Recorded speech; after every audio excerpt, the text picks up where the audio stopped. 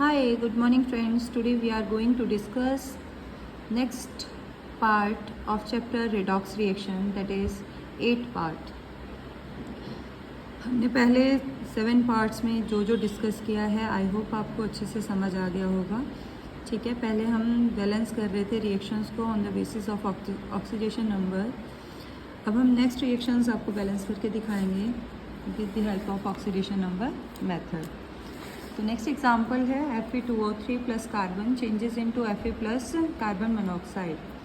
सबसे पहला स्टेप है write the equation as it is. हमने इक्वेशन को एज इट इज़ लिख लिया और उसके ऊपर क्या असाइन कर दिया, उसका ऑक्सीडेशन नंबर असाइन कर दिया. आपको पता है जो भी एलिमेंट एलिमेंट्री स्टेज में प्रेजेंट होता है उसका ऑक्सीडेशन नंबर क्या होता है, 0 होता है. उसके बाद सेकेंड स्टेप है identify atom which undergo change in oxidation number. उसके बाद हम आइडेंटिफाई करेंगे कौन सा एलिमेंट या एटम है जो जिसका ऑक्सीडेशन नंबर क्या हो रहा है, चेंज हो रहा है. ठीक है, Fe2 पे चार्ज है 3 पॉजिटिव, ऑक्सीजन पे चार्ज है -2, कार्बन पे है 0. इधर आयरन का ऑक्सीडेशन नंबर कितना हो गया, 0. +3 से ऑक्सीडेशन नंबर कितना हो रहा है, 0. तो आयरन का ऑक्सीडेशन नंबर क्या हो रहा है, चेंज हो रहा है. नेक्स्ट है कार्बन. यहाँ पे इसका ऑक्सीडेशन स्टेट रिएक्टेंट साइड पे 0 है और प्रोडक्ट साइड में इसका ऑक्सीडेशन नंबर कितना हो गया, +2. तो यहाँ पे दो एलिमेंट है जिनका, दो एटम है जिनका ऑक्सीडेशन नंबर चेंज हो रहा है, वो है आयरन और कार्बन. नेक्स्ट है calculate the increase and decrease in oxidation number. अब हमें कैलकुलेट करना है कि कितना ऑक्सीडेशन नंबर इंक्रीज हो रहा है और कितना ऑक्सीडेशन नंबर डिक्रीज हो रहा है. सबसे पहले आयरन देखते हैं. आयरन के एक मॉलिक्यूल का ऑक्सीडेशन नंबर कितना डिक्रीज हो रहा है, 3. ओके, तो कितने आयरन के मॉलिक्यूल रिएक्शन में पार्टिसिपेट कर रहे हैं, 2. तो 3 × 2 = 6. कार्बन का ऑक्सीडेशन नंबर रिएक्टेंट साइड पे 0 है और प्रोडक्ट साइड में कितना हो गया, +2. तो कितना ऑक्सीडेशन नंबर इंक्रीज हो रहा है, 2. नेक्स्ट है equate the increase and decrease in oxidation number. Fourth step में हम क्या करेंगे, इक्वेट करेंगे कि कितना ऑक्सीडेशन नंबर इंक्रीज हो रहा है और कितना ऑक्सीडेशन नंबर डिक्रीज हो रहा है. इक्वेट कैसे करते हैं, अपोजिट कंपाउंड के आगे हम क्या लिख देते हैं, इंक्रीज और डिक्रीज ऑक्सीडेशन नंबर लिख देते हैं. तो इसके आगे 2 लिख दिया. 2 किसका था, कार्बन का, वो लिख दिया आयरन के आगे. 6 किसका था, आयरन का, वो लिख दिया हमने कार्बन के आगे. Fe plus carbon monoxide. Fifth step है balance iron and carbon on both side. अब जो मेन एलिमेंट है रिएक्शन के, उनको हम क्या करेंगे, बैलेंस करेंगे, जो मेन एटम है. तो यहाँ पे 2 Fe2O3 प्लस 6 कार्बन, इसको हम 2 कॉमन ले लेंगे और उसको 2 से डिवाइड कर देंगे. तो क्या आ जाएगा, 4 Fe प्लस 6 CO. 2 कॉमन ले लिया तो क्या आ जाएगा, Fe2O3 plus 3 carbon plus 2 Fe plus 3 carbon monoxide. Balance equation, equation क्या हो चुकी है, बैलेंस. ध्यान से देखिए, यहाँ पे 2 आयरन है, यहाँ पे भी 2 आयरन है, यहाँ 3 ऑक्सीजन है, इधर भी 3 ऑक्सीजन है, यहाँ 3 कार्बन है, यहाँ पर भी क्या है, 3 कार्बन है. इक्वेशन क्या होगी, बैलेंस्ड. अब एक और एग्जांपल के साथ हम इक्वेशन को बैलेंस करते हैं. ये जो इक्वेशन हमें दे रखी है ये कौन से मीडियम में है, एसिडिक मीडियम में. आई होप आपने रूल्स ध्यान से सुने होंगे कि एसिडिक और बेसिक मीडियम में रिएक्शन को बैलेंस कैसे करते हैं. तो अभी हम एक एसिडिक मीडियम की एग्जांपल लेते हैं, उसको सॉल्व करके देखते हैं. Copper plus NO3 negative changes into nitrogen dioxide plus copper 2 positive. अब फर्स्ट हम क्या करेंगे, सभी एलिमेंट जो रिएक्शन में पार्टिसिपेट कर रहे हैं उन सभी का ऑक्सीडेशन नंबर उसके ऊपर असाइन कर देंगे. कॉपर एलिमेंट्री स्टेज में पड़ा है तो इसका ऑक्सीडेशन स्टेट कितना होगा, 0. नाइट्रोजन +5, ऑक्सीजन का -2, इधर नाइट्रोजन का +4 है और कॉपर का +2. सेकेंड स्टेप में हम देखेंगे किसका इंक्रीज हो रहा है, किसका ऑक्सीडेशन नंबर चेंज हो रहा है. नाइट्रोजन का ऑक्सीडेशन नंबर इधर +5 है, इधर कितना हो गया, +4.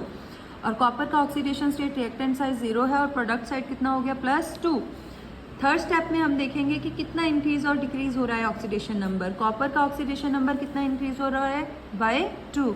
नाइट्रोजन का ऑक्सीडेशन नंबर कितना डिक्रीज हो रहा है, by 1. इधर +5 था, इधर कितना हो गया, +4. नेक्स्ट करेंगे हम, इक्वेट करेंगे ऑक्सीडेशन नंबर जो इंक्रीज और डिक्रीज हुआ है.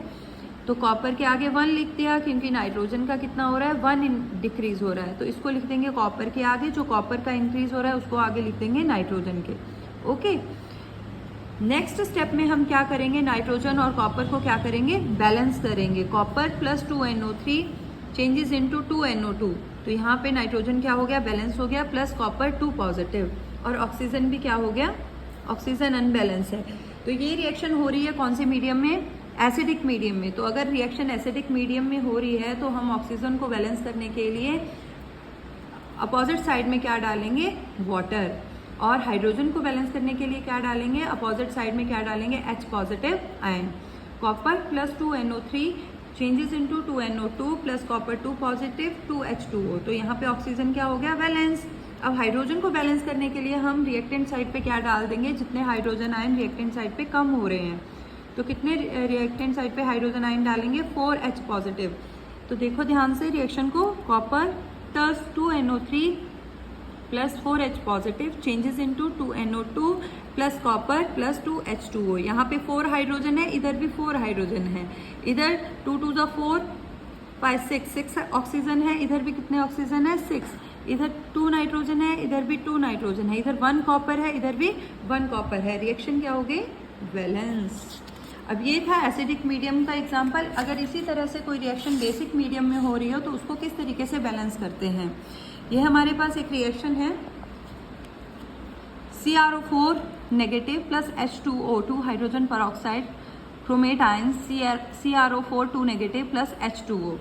रिएक्शन कौन से मीडियम में हो रही है, बेसिक मीडियम में। अगर रिएक्शन बेसिक मीडियम में हो रही हो तो उसको किस तरीके से बैलेंस करते हैं, आइए डिस्कस करते हैं। नेक्स्ट है, हम सबसे पहले फर्स्ट स्टेप में क्या करेंगे, सभी का ऑक्सीडेशन नंबर असाइन कर देंगे।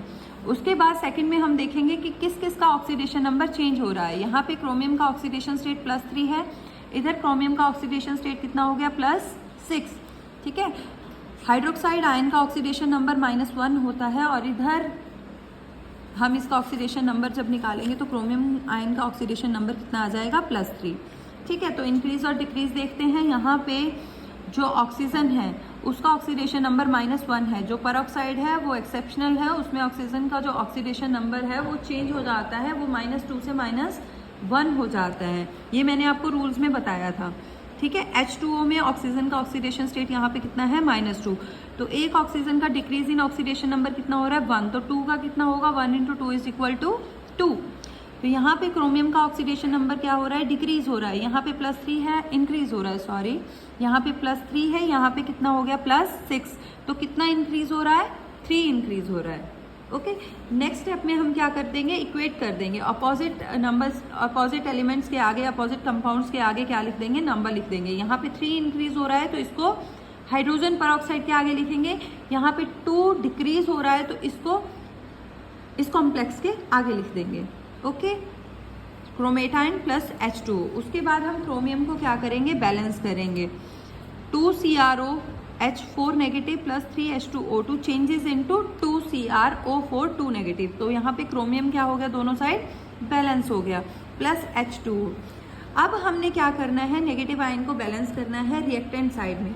रिएक्टेंट साइड में नेगेटिव आयन को बैलेंस करने के लिए हम उसमें क्या डालेंगे, 2 हाइड्रोक्साइड आयन, ओके।